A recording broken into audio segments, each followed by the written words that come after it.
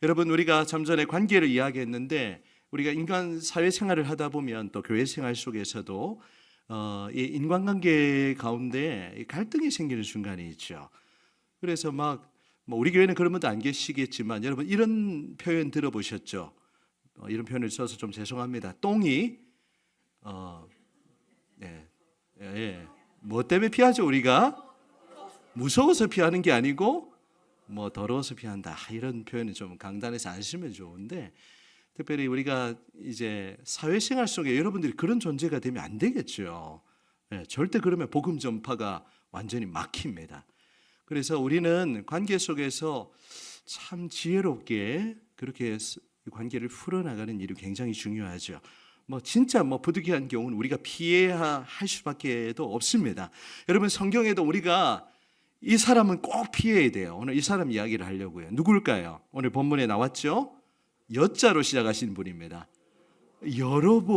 여로보암이라는 사람은요, 이 성경에서 악의 축입니다. 악의 축. 악의 대명사예요. 이제 여로보암을 시작으로 이제 왕국이 분열되죠. 하나 그림 보여주시면, 이제 솔로몬 이후에 르호보암 때에 우리 지난주 살펴보았잖아요. 남북으로 분열되고 북이스라엘의 첫 번째 왕이 누구입니까? 여로보암이죠. 그래서 북이스라엘 10지파가 이제 북이스라엘 왕국에 이어지게 되는데 19명의 왕이 있었습니다. 그런데 여호와 보시기에 정직히 행한 선한 왕이 몇 명 있었을까요? 북이스라엘 왕국에 몇 명 있었을까요? 한 명도 없었어요. 모든 왕이 여로보암의 길로 행했다는 기록이 왕에 대한 평가가 나타날 때마다 기록되어 있어요. 그만큼 악한 왕이 누굽니까? 여로보암이에요. 하지만 남유다와 또 이 베냐민 지파로 형성된 이 남유다 왕국은요, 20명의 왕이 있었는데, 르호보암을 시작으로 20명의 왕이 있었는데, 여호와 보시기에 정직히 행한 왕이 몇 명이나 있었을까요? 몇 명이나 있었을까요? 제가 지난번에도 한번 언급을 해드렸는데 8명의 왕이 있었습니다. 여호와 보시기에 정직히 행한 여호사밧, 아사, 히스기야, 또 요시야, 이런 왕들이 이렇게 다윗의 길로 행하며 여호와 보시기에 정직히 행했다는 그런 기록이 있습니다. 여러분, 우리는 누구의 길로 행해야 하겠습니까? 어떤 길을 피해야 하죠? 여로보암의 길을 피해야 합니다. 이제 넘어가시면, 그래서 오늘 설교의 제목이 우리가 피해야 할 길이라는 제목이에요. 자, 그렇다면 우리가 피해야 하는 여로보암의 길이 어떤 길인지를 두 가지만 나누겠습니다. 엄청 많아요. 이거 다 나누려면 오늘 1시간 해야 되는데 두 가지 길을 우리가 살펴보도록 할게요. 첫 번째, 여로보암의 길 보여주시겠습니다. 같이 읽습니다. 시작. 여로보암의 길은 우상 숭배의 길입니다. 우상 숭배의 길을 피해야죠. 맞죠? 하나님은 십계명에서 우상 숭배를 하지 말라라고 엄격하게 금지하셨습니다. 사도 바울도 고린도 교회 성도들을 향하여 너희는 우상 숭배하는 일을 피하라는 그런 권면을 계속해서 하고 있는 것을 우리는 보게 됩니다. 여로보암은요, 왕이 되고 아예 처음부터 우상 숭배의 길을 걸었습니다. 그래서 여로보암은 우상 숭배의 대명사라고 할 수가 있는 것이죠. 이제 오늘 본문이 13장을 읽었지만 12장 내용을 우리가 조금 살펴보아야 하는데요. 12장 25절 이하에 보시면 여로보암의 죄악상에 대해서 기록을 하고 있습니다. 15장 25절 이하에 보면 여러분 제목이 어떻게 달려있죠? 성경을 보시면 여로보암이 무엇 만들고 있어요? 금송아지 만들고 있습니다. 금송아지를 만들어서 이 금송아지로 하여금 이는 여호와라고, 이는 하나님이라고 그렇게 백성들을 가르치고, 이제 여로보암은 자기 자신 개인만의 죄가 아니라 온 나라를 망쳐 놓았어요. 온 이스라엘을 우상 숭배하는 그런 나라로 만들어 버렸던 것입니다. 이 교회에서도 그렇고 세상에도 그렇고 지도자 한 사람이 굉장히 중요하죠. 지금 세상 우리나라 지금 난리잖아요. 대통령 탄핵 때문에. 거기에 대해서 제가 정치적인 평가를 하지 않겠습니다. 입장이 다 다르시니까요. 여러분, 지도자가 굉장히 중요해요. 그래서 지도자 한 사람이 우상 숭배하면 그 공동체 전체는 어디로 갑니까? 우상숭배로 가는 거예요. 지금 여로보암이 그렇게 하고 있는 것이죠.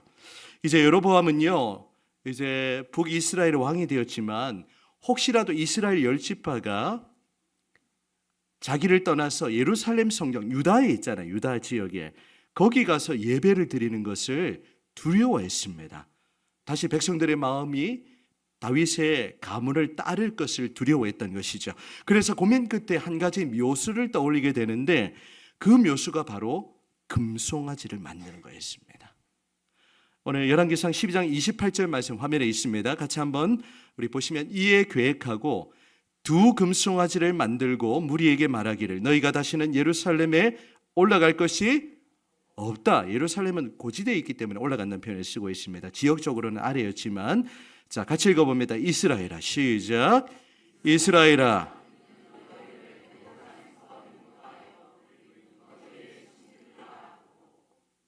네, 잘 읽으셨어요.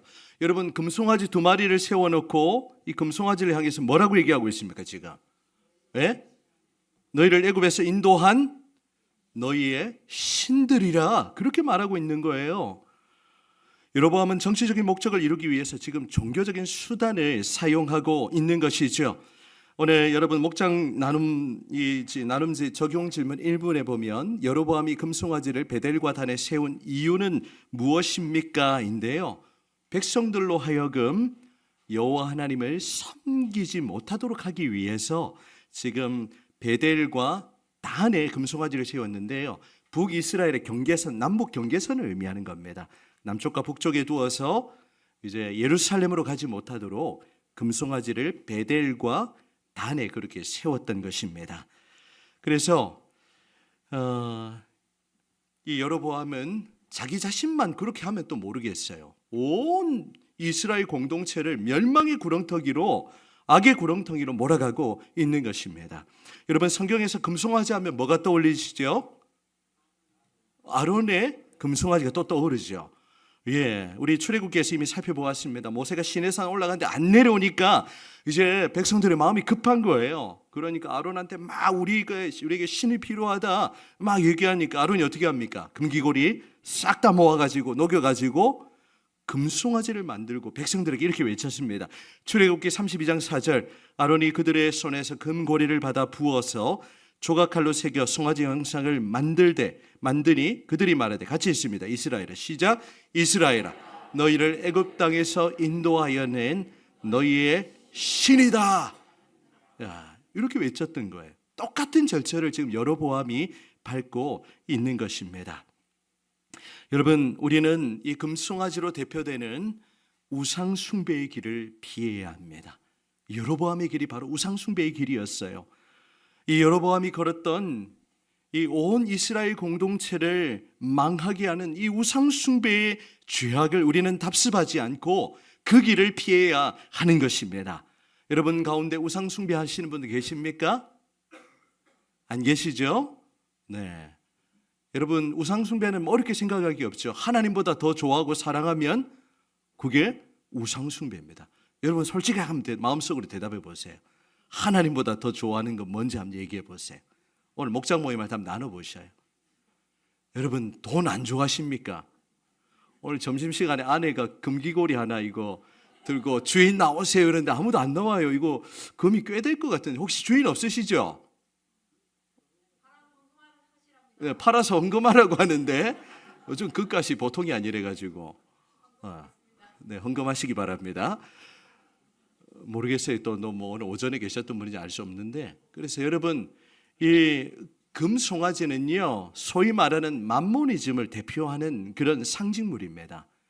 하나님보다 물질을 더 사랑하면 그것이 우상숭배죠. 그리고 여러분 우리가 물질에 대해서 굉장히 우리가 조심스러운 접근일 수 있는데 물질을 거의 다 나의 소유로 생각을 합니다. 뭐 저 자신도 그런 것 같아요. 뭐 내 돈이라 생각하지. 이 모든 것이 하나님이 주셨다라는 고백은 하지만 실제 우리의 생각을 보면 내 것이라고 생각할 때가 참 많이 있는 것 같아요. 내 것이라고 생각하면 하나님 앞에 드리는 거 굉장히 어렵습니다. 그런데 하나님 것으로 우리가 인정한다면 하나님 앞에 우리가 필요를 따라 얼마든지 우리가 드릴 수도 있고 또 필요한 지체들에게 흘려보낼 수도 있고, 우리 집사님 한 분 이렇게 때마다 아이들 챙기시고 흘려보내는 거 굉장히 귀한 일이세요. 그 물질의 주인이 누구이시기 때문에? 하나님이시기 때문에. 여러분, 미국의 뉴욕 맨해튼에 가면 이제 금송아지 한번 보여주시겠어요? 지난번에 언급을 잠깐 했는데 여러분 여기 미국 가면 꼭 한번 보세요. 뉴욕 가면 이 금융기관에 집중되어 있는 거리를 이제 월가라고 이렇게 월스트리트라고 이렇게 표현합니다. 근데 이 월가에 가면 황소상이 있는데요. 별명이 돌진하는 황소예요. 아주 저돌적이죠. 이제 미국의 1987년에 이 사상 최대로 주가가 폭락했을 때 주가 상승을 기원하면서 설치했던 조각상입니다. 이 황소 동상의 머리 뿔을 만지면 행운이 찾아오고 또 중요 부위를 만지면 부자가 될 수 있다는 그런 소문이 있어요. 저희도 직접 보기는, 제가 찍은 사진이 아닙니다. 이렇게 만져보지 못했는데, 여러분 세상은요 물질 만능주의. 지금 트럼프 대통령 하는 거 보십시오. 최고 우선순위가 뭡니까? 하나님을 말하는, 대통령 비판하는 거 아닙니다. 정치적인 입장 다 다르기 때문에. 하나님 앞에 그렇게 하나님을 섬긴다고 하지만 제가 볼 땐 돈이에요, 돈. 만모니즘. 이 금송아지 섬기는 거하고 뭐가 다르겠어요? 우리는 이러한 세대를 본받지 않고 금송아지가 아니라 하나님을 섬겨야 합니다. 이게 쉬운 일 같지만 굉장히 어려워요. 어떤 분에게는 자녀가 우상이죠. 또 손주가 우상이에요. 우리의 삶에 우상이 생각보다 많이 있을 수 있습니다. 우리는 그 모든 우상을 버리고, 예수님이 이렇게 말씀하시죠. 누가복음 16장 13절 같이 읽습니다. 시작. 너희는 하나님과 재물을 겸하여 섬길 수 없느니라. 예수님이 분명히 말씀하셨어요. 하나님과 돈을 함께 섬길 수 없는 거예요. 우리의 삶의 우선순위는 분명해야 하는 것입니다. 오늘 이 여로보암은요, 이 우상 숭배의 길을 백성들로 하여금 막 그냥 하나님이라고, 너희의 신이라고 해서 자신의 그 정치적인 목적을 이루기 위해서 온 이스라엘, 북이스라엘을 이 우상숭배의 구렁텅이로 몰아넣었습니다. 우리가 이런 길을 어떻게 해야 될까요? 따라가야 되겠습니까? 피해야 하겠습니까? 피해야 하겠죠. 우리는 여로보암의 길이 아니라 우리 가운데 있는 모든 우상을 버리고 만모니즘도 버리고 오직 하나님만을 최고로 우리의 삶의 우선순위로 삼고 그 하나님만을 섬기는 우리 교회가 되기를 간절히 소원합니다. 아멘. 여로보암의 또 한 가지 길이 있습니다. 이 길을 피해야죠. 같이 읽습니다. 시작. 여로보암의 길은,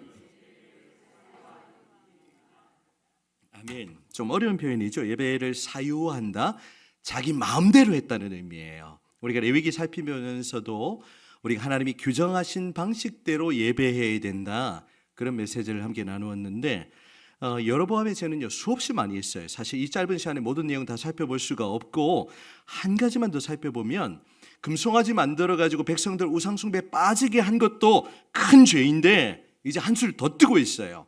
어떻게 하냐면 일반 백성을 제사장으로 세우고 있습니다. 하나님이 율법에 누구를 제사장으로 세우라 하셨죠? 레위 지파, 레위 사람들을 이렇게 세워야 되는데 그냥 백성들을 세우고 있는 겁니다. 열왕기상 12장 31절 말씀, 그가 또 산당들을 짓고 레위 자손 아닌 보통 백성으로 제사장을 삼고 있어요. 여러분, 여로보암이 어떻게 하고 있습니까? 하나님의 말씀을 우습게 여기고 있는 거예요.